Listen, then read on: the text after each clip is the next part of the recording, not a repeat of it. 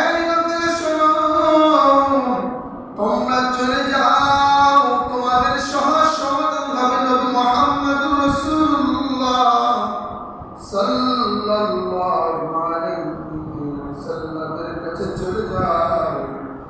একমাত্র আজকেই বিপদের দিনে, আজকেই বিপদের মুখে আমাদের সমাধান, আমাদের জন্য সুপারিশ করার ক্ষমতা রাখেন একমাত্র নবী মুহাম্মদুর রাসূলুল্লাহ সাল্লাল্লাহু আলাইহি ওয়াসাল্লাম। সুবহানাল্লাহ। একমাত্র সুপারিশ করার ক্ষমতা রাখেন নবী মুহাম্মদুর রাসূলুল্লাহ সাল্লাল্লাহু আলাইহি ওয়াসাল্লাম। ও নবীর উম্মতিরা,